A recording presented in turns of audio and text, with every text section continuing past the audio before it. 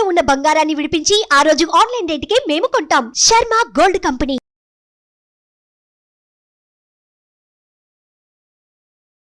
నమస్తే, welcome to Suman TV. నేను మీ యామ్ని. ప్రస్తుతం మనతో ఉన్నారు ప్రముఖ ఆధ్యాత్మికవేత్త, జ్యోతిష వాస్తు నిపుణులు, దైవజ్ఞ బ్రహ్మశ్రీ వీరాపురం సుబ్రహ్మణ్య స్వామి గారు ఉన్నారు. గురుగారితో మనం మాట్లాడదాం. నమస్కారం గురుగారు. శుభాశీస్సులండి. గురుగారు, ఇప్పుడు పూర్వకాలంలో కొంతమందికి జాతకం అంటూ ఉండదండి, అంటే పుట్టిన తేదీ అవన్నీ మర్చిపోతూ ఉంటారు. సో అలా మర్చిపోయిన వాళ్ళకి మీరు ఏ విధంగా అసలు జాతకం చూస్తారండి? ఇది భవిష్యత్తు. భవిష్యత్తు అంటే మన జీవితం, మన జీవన విధానానికి ఇది ఒక మార్గాన్ని సూచిస్తుంది. అయితే కష్టాలు నష్టాలన్నిటినీ కూడా మనం ముందే తెలుసుకొని వాటి అన్నిటి నుంచి కూడాను తప్పించుకు తిరుగువాడు ధన్యుడు సుమి అంటే అదృష్టవంతుడుగా అభివృద్ధి చెందడానికి మనకు జాతకం అనేది ఉపయోగపడుతుంది. భవిష్యత్తు జాతకం అనేది జ్యోతిష్యం. జ్యోతిష్యం అంటే మన జీవితాన్ని వెలిగించుకోవడం, మన యొక్క జీవితాన్ని, మన యొక్క భవిష్యత్తుని అభివృద్ధి చేసుకోవడం అన్నమాట. అయితే ఇది ప్రతి ఒక్కరు కూడాను పూర్వం నుంచి కూడా కొంతమందికి కూడా గుర్తుండదు సరిగ్గా. లక్ష సంవత్సరాల నుంచి కూడాను, కోట్ల సంవత్సరాల నుంచి కూడాను ఎవరైనా కూడా అప్పుడు ఇంకా ఎక్కువగా ఉండేది, ఇప్పుడు ఇంకా తక్కువైంది.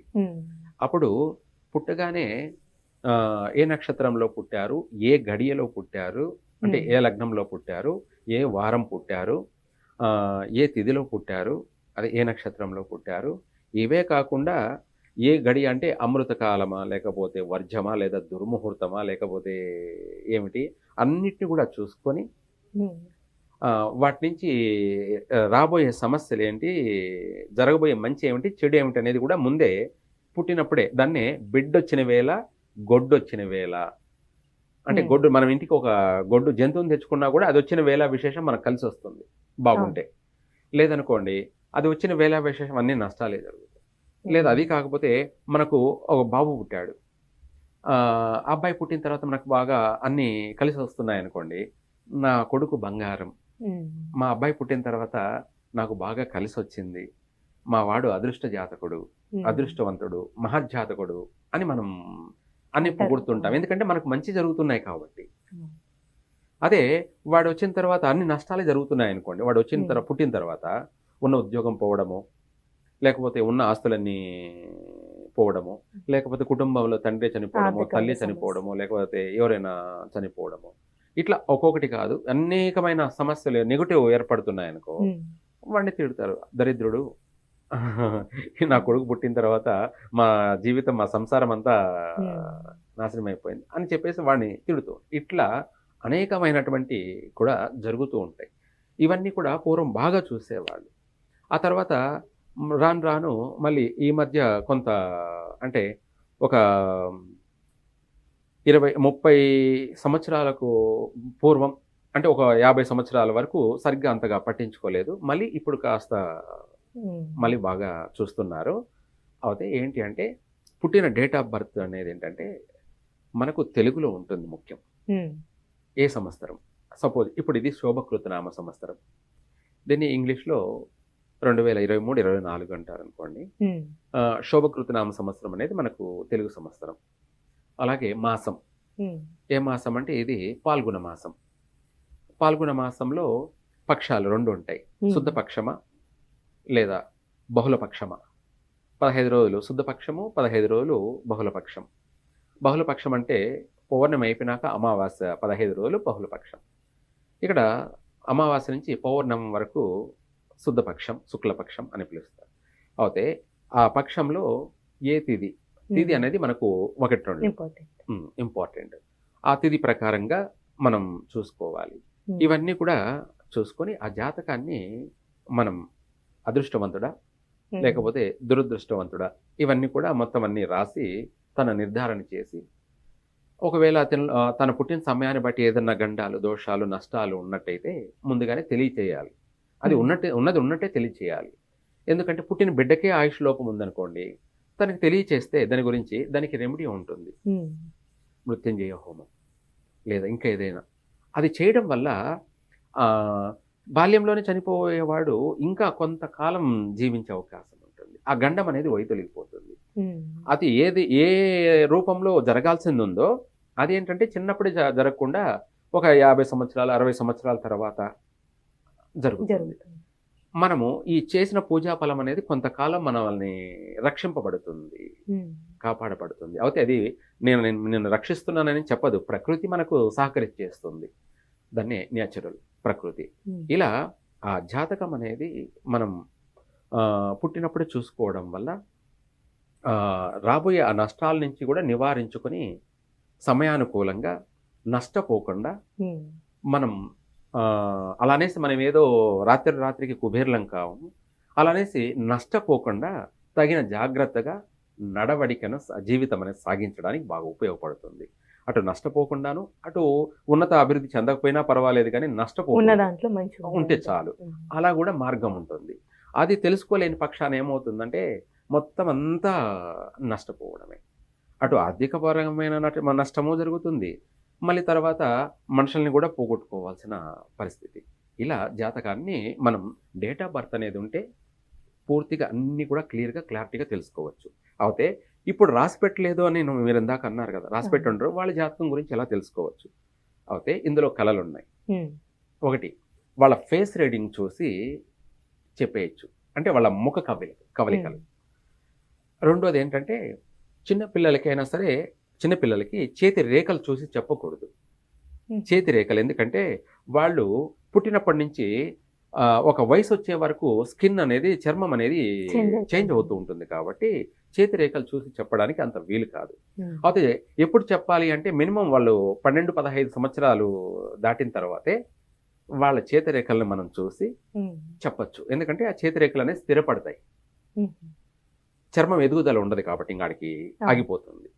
ఏదైనా ఉన్నా ఆ 15 సంవత్సరాల లోపలే చర్మం అనేది ఎదుగుదల జరుగుతూ ఉంటుంది కాబట్టి, స్కిన్ చేంజ్ అవుతూ ఉంటుంది కాబట్టి, అలా చేతిరేఖలు అనేది 15 సంవత్సరాల తర్వాతనే చూడాలి.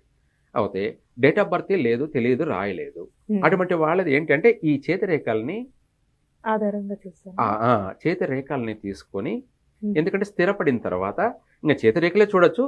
కాకపోతే ఆ చేతిరేఖల్ని తీసుకొని మనము ఆ రేఖల్ని బట్టి సంఖ్యాశాస్త్రం అంటాం అన్నమాట. అది వాటిని లెక్కగట్టి వాటి రూపాంతరాలని గమనించడం, అబ్జర్వేషన్ చేసి ఆ రేఖల్ని బట్టి వాళ్ళ డేట్ ఆఫ్ బర్త్ను కూడా మనం ఇవ్వచ్చు. అంటే ఏ సంవత్సరం పుట్టారు, ఏ నెల పుట్టారు, ఏ డేట్న పుట్టారు, ఏ సమయంలో పుట్టారు ఇవ్వచ్చు. అది చాలా మందికి ఇచ్చాము. అయితే అందరికీ కూడా వస్తాయంటే చెప్పలేము, నమ్మకం లేదు. ఎందుకంటే చేతిరేఖల్లో కూడా అవి చికాకుగా ఉంటాయి అన్నమాట, అంటే క్లారిటీ లేకుండా ఉంటాయి. అటువంటి వాటిని కరెక్ట్గా ఇవ్వలేం.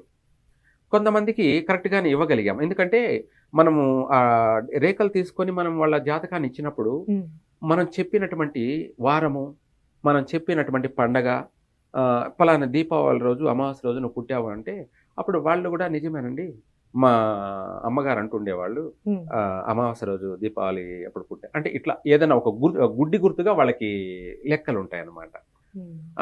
అవి మనం ఇది చెప్పింది వాళ్ళు చెప్పింది క్లారిటీ టాలీ అయినప్పుడు, మ్యాచ్ అయినప్పుడు ఓకే, మనం చేతిరేఖల్లో మనం లెక్క చేసి కట్టి చెప్పింది కరెక్టే అవుతుంది కొంతవరకు. ఇది 100% కాదు, కొంతవరకు అయితే గ్యారంటీగానే వచ్చేస్తుంటాయి. దాన్ని ఇంకా మనం డెప్త్గా దాన్ని బాగా బట్టి కట్టి దాన్ని బాగా ఆలోచన చేసి తెల్లవారుజామని బ్రహ్మ ముహూర్తంలో మనం పూర్తిగా దాన్ని క్లారిటీ ఇవ్వచ్చు కూడా. దానికి టైం తీసుకుంటుంది, వెంటనే చెప్పడానికి కుదరదు. అలా తీసుకొని కూడా చేయొచ్చు, చెప్పచ్చు. అది కూడా వాళ్ళ భవిష్యత్తు ఏంటంటే ఎన్ని చెప్పినా కూడా వాళ్లకు జరిగిపోయినటివి మనం చెప్పగలిగితే ఇంకా జరగబోయేటి కూడా నిజమేననేది ఆలోచన కరెక్ట్ అన్నమాట. ఎందుకంటే వాళ్ళ భవిష్యత్తులో జరిగిపోయినవన్నీ మనం చెప్పగలిగినప్పుడు ఇంకా జరగబోయేది కూడా నిజమే కదా, వాస్తవమే, అలా కూడా నిర్ధారణ అవుతుంది. అయితే ఏది ఏమైనా ఇవన్నీ కూడా మన జీవన విధానంలో అభివృద్ధి కొరకు ఉపయోగపడేటివే. అయితే మన అభివృద్ధి అనేది ఆగిపోకుండా కష్టాలు నష్టాలను పడుతూ వాటిలో కొట్టిమిట్టాడుతూ ఉండకుండా కాస్త మనిషి రిలాక్స్, అభివృద్ధి చెందడంలో ఆర్థిక పరంగాను అభివృద్ధి చెందడం, మానసికంగా కొంతవరకు ప్రశాంతంగా ఉండడానికి, కుటుంబంతో కలిసి సఖ్యతగా ఒకరి పట్ల ఒకరు ఒక అనుబంధంతో కూడుకొని కుటుంబం అంతా కూడా కలిసి అభివృద్ధి చెందేదానికి ఉపయోగపడేదే ఈ యొక్క జ్యోతిష్యం. అది ఉపయోగపడాలి కూడాను. మనం చెప్పేది కూడా దైవికంగా నమ్ముకొనే లోక కళ్యాణం అంటారు. అంటే 10 మంది అభివృద్ధి చెందేలా మనం చెయ్యాలి, వాళ్ళ నుంచి మనం అభివృద్ధి చెందాలి. ఇవంతా చైన్ సిస్టమ్ అన్నమాట. అంటే లింక్ అయి ఉంటాయి అన్నమాట.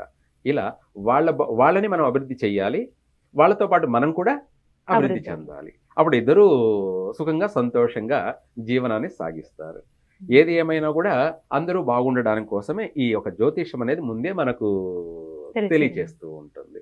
మనము ఈ యొక్క చేతిరేఖల్ని తీసుకొని స్టాండర్డ్ అనమాట 15 సంవత్సరాల తర్వాత. అంతకు ముందు అయితే తీసుకోకూడదు. ఎందుకంటే ఆల్రెడీ డేట్ ఆఫ్ బర్త్ పిల్లలకి, ఇప్పుడు పుట్టే పిల్లలందరికీ డేట్ ఆఫ్ బర్త్ ఉంటుంది కాబట్టి మనం ఆ డేట్ ఆఫ్ బర్త్ని బట్టి వాళ్ళ పుట్టిన వేళ అనేది వాళ్ళ తలరాత కాబట్టి అది చెప్పేయచ్చు.